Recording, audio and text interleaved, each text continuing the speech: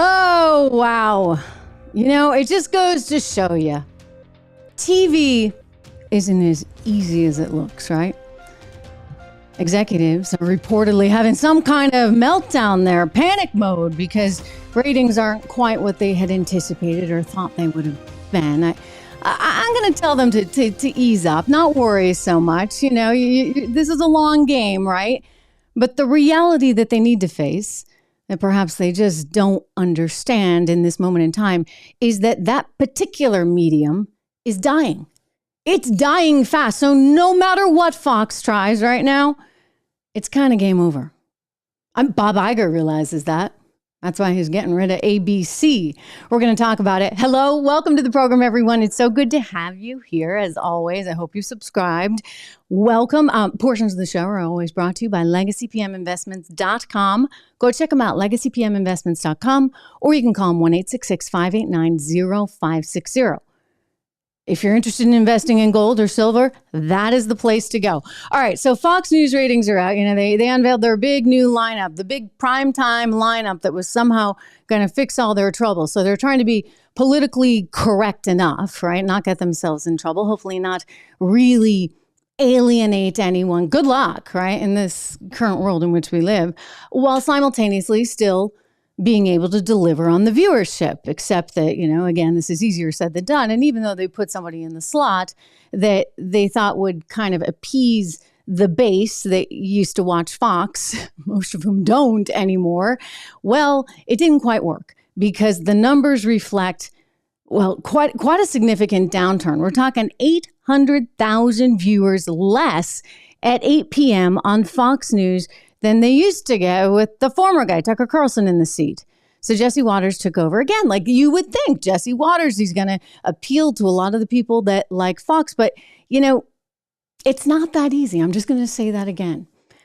Jesse's great. I like Jesse a lot. He's a wonderful guy. But he doesn't quite have the same sort of edge, shall we say, or the same kind of, dare I say, academic approach, because it wasn't really academic with Tucker, but he had kind of a contrarian sort of interesting view on things that you're not going to get everywhere. Right? You're not going to, but Jesse, who, by the way, used to do a great job on Bill O'Reilly when he did those like man on the street things and he'd ask people questions, and that was like him at his best. But as an anchor, it's an entirely different sort of role. And I think it's a more challenging role for him. Certainly at 8 o'clock. 8 o'clock is the big, that's a big kahuna, right? Like you got to really be able to deliver there. And so what they have found is something that they probably didn't anticipate. For example, the demos were not so hot. We're talking 161,000 viewers in that key 25 to 54-year-old demo. Apparently Tucker had something like 400, not quite 400. Well, actually, according to this data, usually more than 400,000. So the demo that people talk about, even if you're getting millions of viewers, is pretty darn critical because the demo's sort of everything, right? Because advertisers, they base what they sell off of the demo. And so you want young people, of course, watching your network because you want to keep growing. And so thus the demo's pretty darn important. But these demo numbers are not good. In fact, he actually went down a little bit from Laura Ingraham, who was moved to 7 o'clock.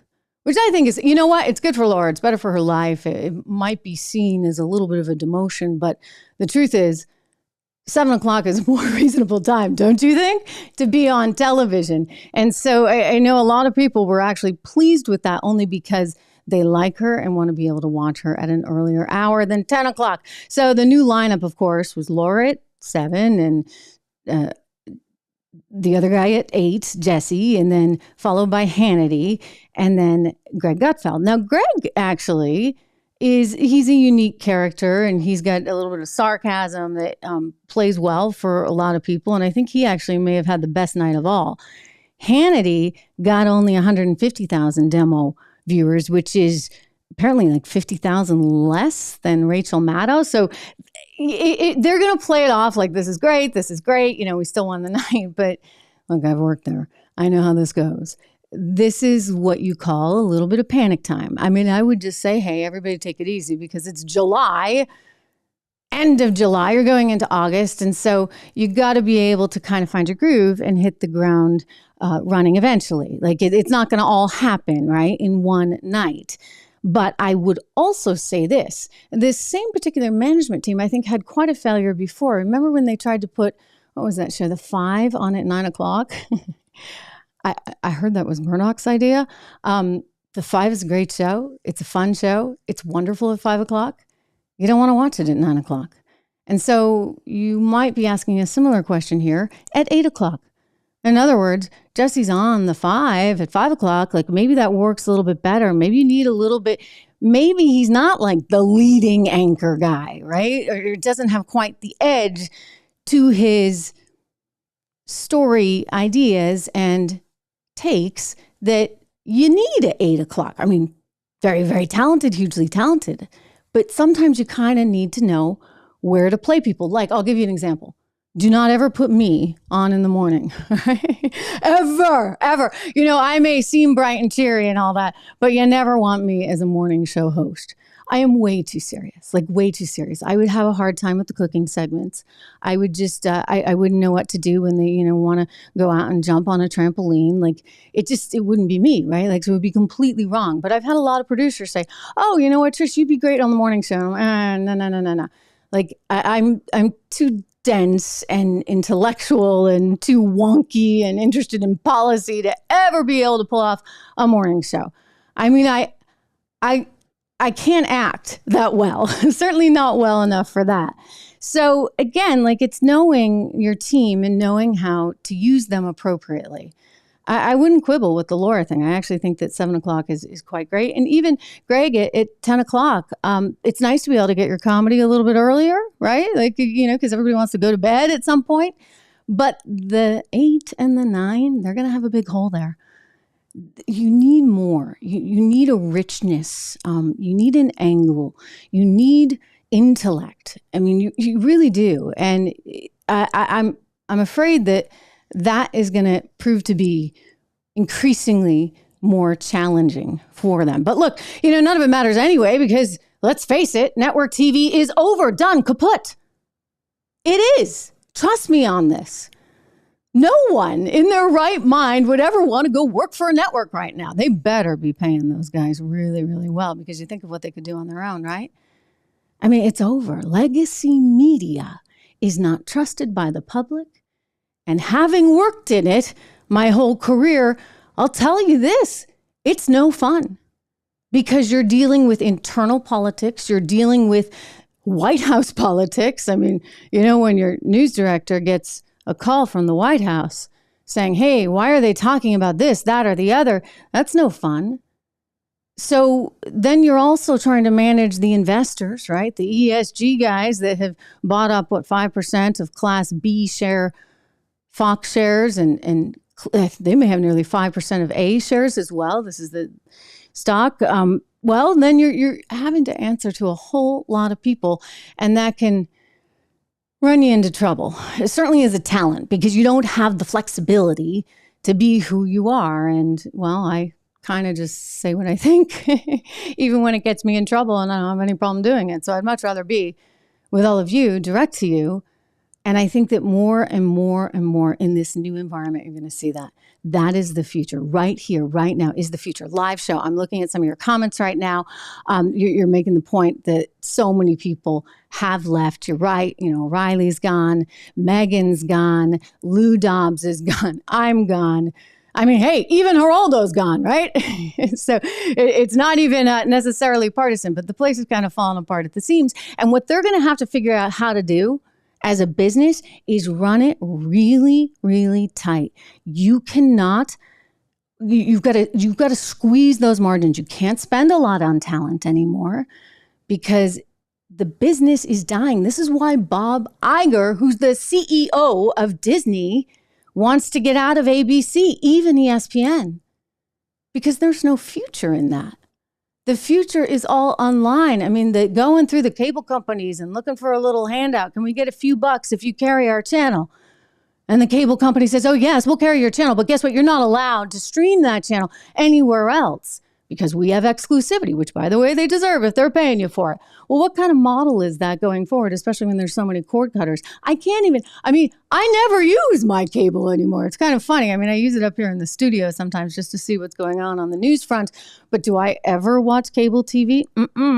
Maybe for some athletic things, but I'm not really into sports, so that doesn't quite count. Anyway, Bob Iger gets it, and he's got a mess on his hands at Disney, just like they've got a mess on their hands at Fox. Here's Iger speaking with my former colleague, by the way, at CNBC, David Faber, out at Sun Valley, saying he's getting rid of those things that just aren't the future watch.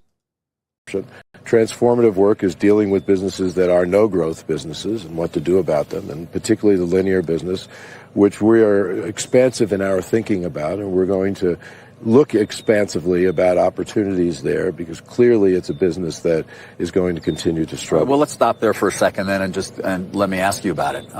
We're talking, I guess, ABC, the network, the stations, but then the cable networks as well. Yes, correct. FX, Nat Geo. Is it possible you would look to sell them? We're going to be expansive. I think if you can interpret what that word means. All right, I'm just going to interpret it for you. Expansive in this particular case means, yeah, we're going to look to sell them. We're going to look to sell them because you know what? That is not the future. So for Fox right now, I would say I don't think they have an especially talented management team in place. I think this is a management team that kind of doesn't quite know what to do.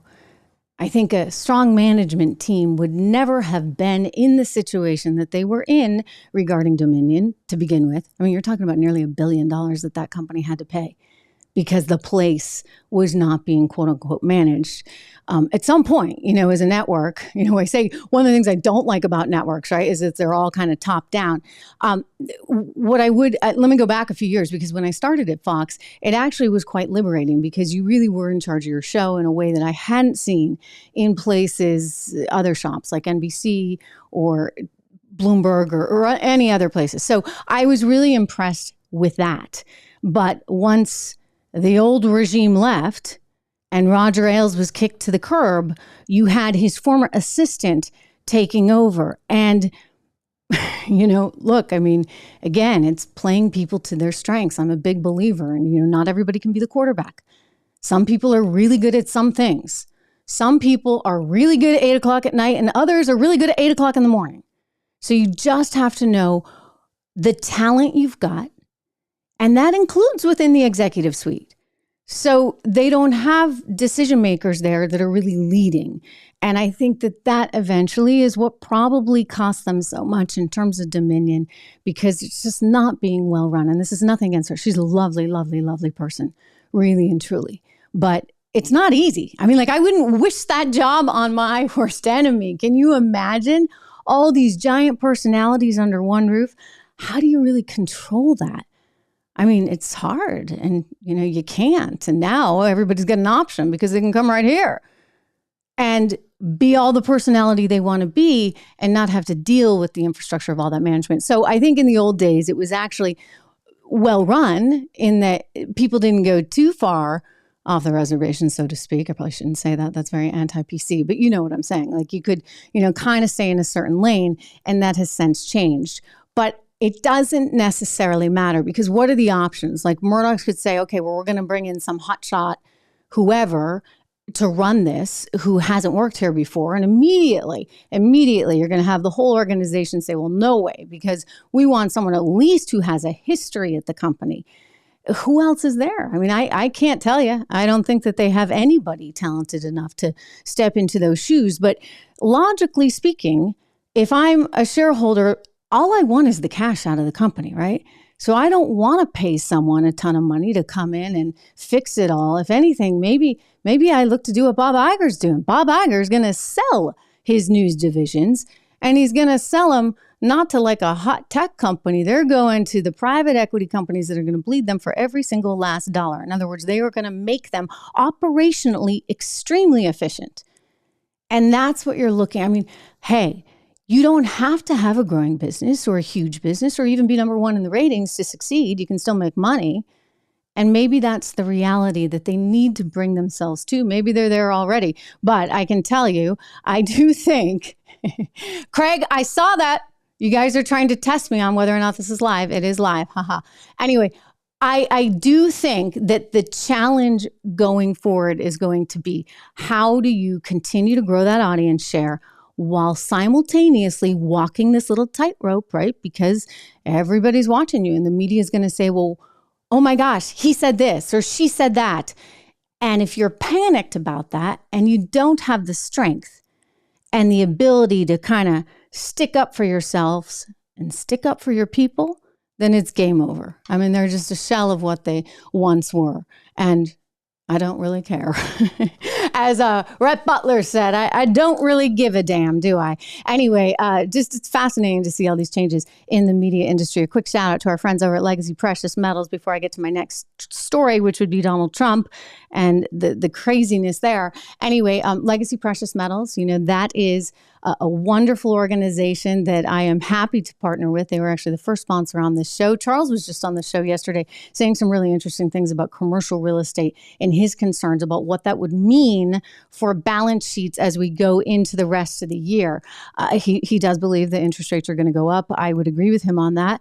And that's going to have an effect on what all these banks are holding. So even if it feels like, okay, they're telling you, the Biden administration's like, okay, inflation's getting better, it's not really. We're still up 16% from where we were before this administration took over. And you're still dealing with the reality of higher interest rates in the future, which are going to be really problematic. So with all that said, if you're nervous about it and you're thinking of investing in gold or silver, go over to legacypminvestments.com.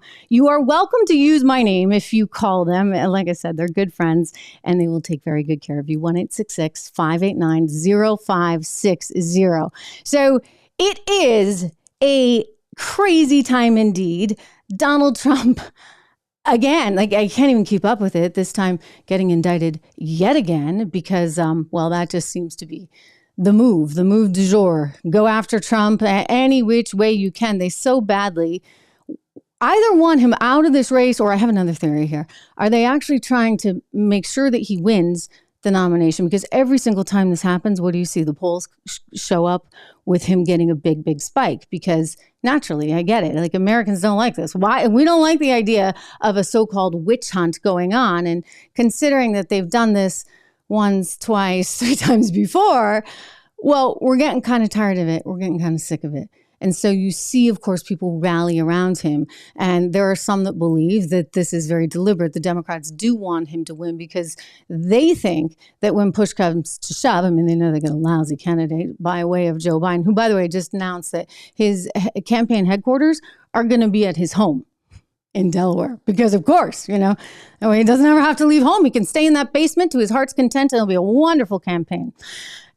Joe Biden is a terrible candidate, and they know that.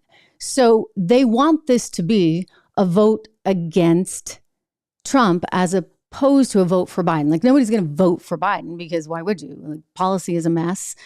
He's a mess. I mean, he can barely talk, and his son's a mess. I mean, I can go on and on and on. We know that he has not been what you would consider a good president. In fact, if you look at all the poll numbers, the majority of Democrats do not want him to run.